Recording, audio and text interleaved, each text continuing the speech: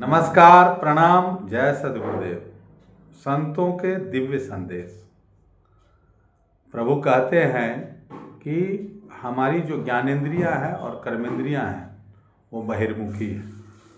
5 ज्ञान की इंद्रियां हैं और उनके 5 विषय हैं: शब्द, स्पर्श, रूप, रस और गंध। 5 का बहुत बड़ा महत्व है हमारे जीवन में। 5 प्राण हैं: प्राण, अपान, समान, उदान और व्यान।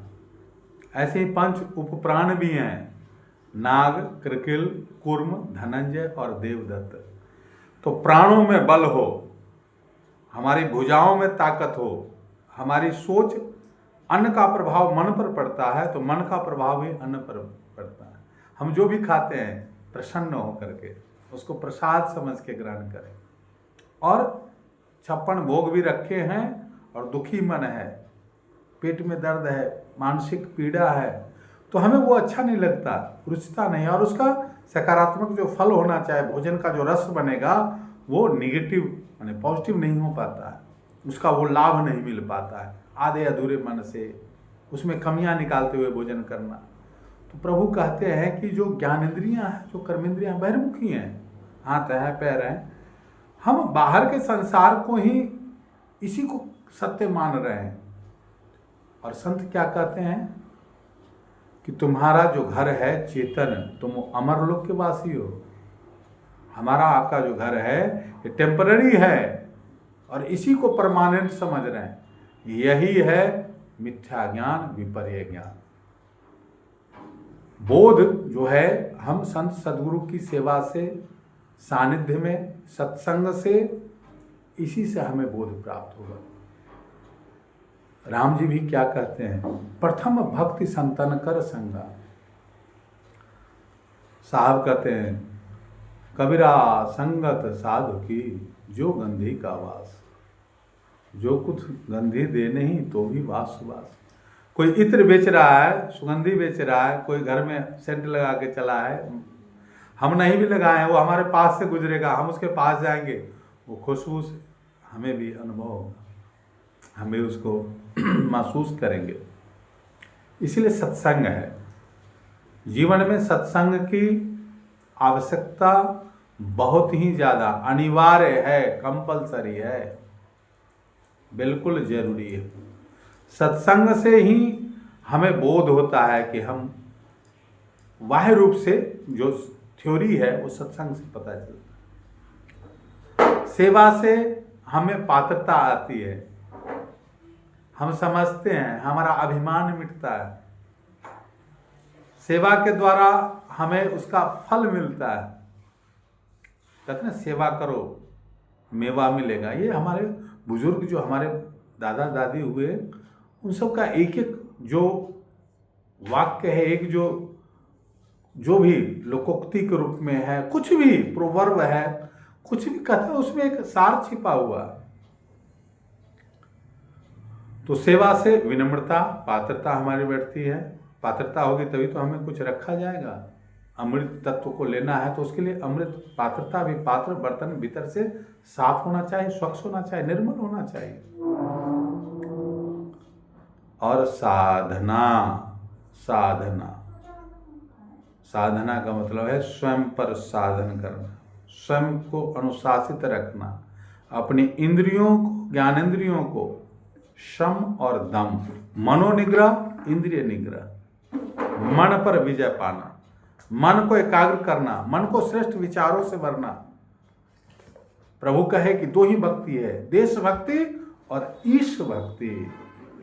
तो जिस देश में है, जिस राष्ट्र में है, जिस समाज में है, जहाँ रहते हैं, वहाँ भी हमारा जीवन सही हो, लौकिक जगत से व्यवहारिक ज्ञान हमें उसका अभाव न हो, तभी आप उस सद्ज्ञान, उस पर ब्रह्म के जो साक्षात्कार है, जो आत्मा का अनुभव है, उसकी तरफ हम आप बढ़ेंगे।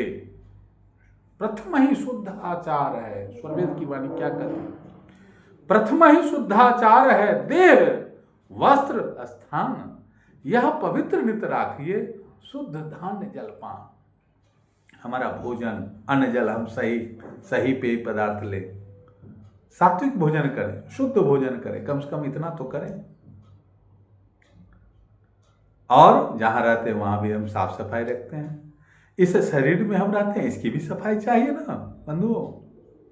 तो आंतरिक बाह्य त्रिवेणी में तो हम जाते हैं, गंगा माता में जाके स्नान करते हैं, प्रयाग जाते हैं, हम कुंभ में भी जाते हैं, उज्जैन जाते हैं, हरिद्वार जाते हैं, ऋषिकेश जाते हैं। स्नान करने से हमारा मन पवित्र होता है, कुछ क्षण के लिए शरीर निर्मल होता है, बाहर से जो गंदगी है दूर होती है।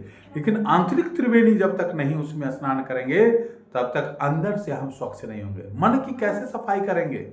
मन क्या वस्तु है जो हम निकाल के उसको नहला दें, साफ कर दें उसको बाहर निकाल के?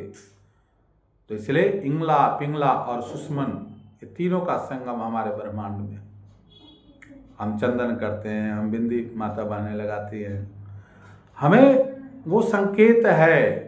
हम शादी विवाह में देखते हैं सिंदूर किया जाता है, कोई ऊपर से नीचे नहीं करता सिंदूर, नीचे से ऊपर।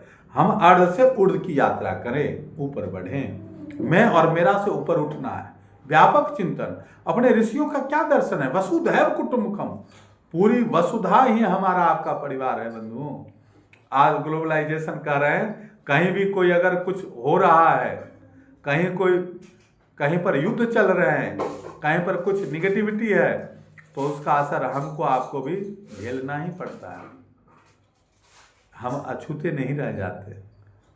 पेट्रोल का दाम बढ़ गया जी, वहाँ आग लग गई, वहाँ भूकंप हो गया जी, यहाँ ये दिक्कत हो गई। हम संवेदना से हम कैसे संवेदनहीन नहीं हो सकते? हम दूसरों के दुख तकलीफ से द्रवित हो जाते हैं। संत का क्या है? संत जो दूसरों के दुख और सुख में आनंद हो जाते हैं, दुखी देख करके दुखी हो जाते हैं, अपना उनका कोई सुख दुख रहता ही नहीं है।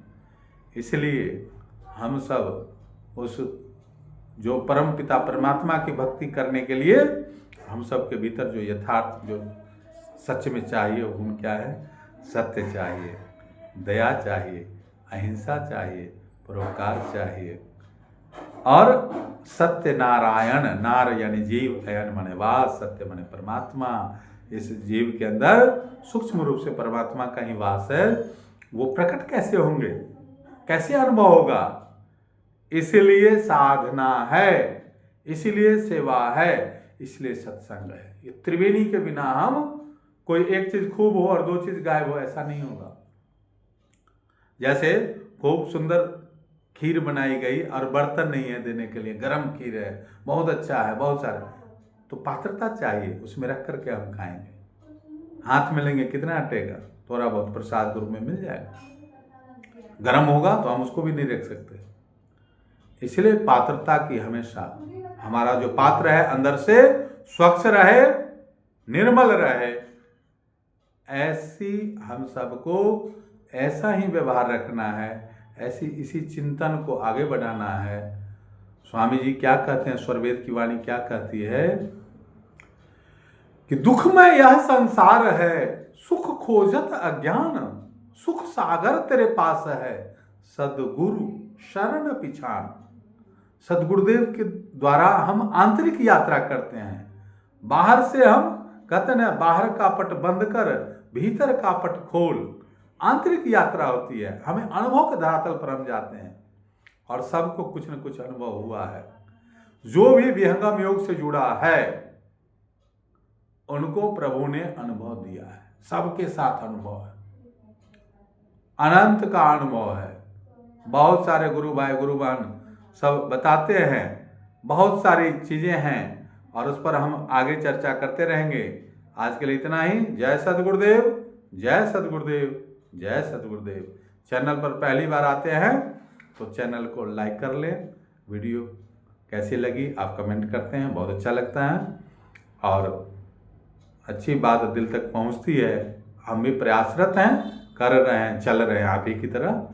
और आप भी, पूरा होता है, कोई आगे है कोई पीछे है।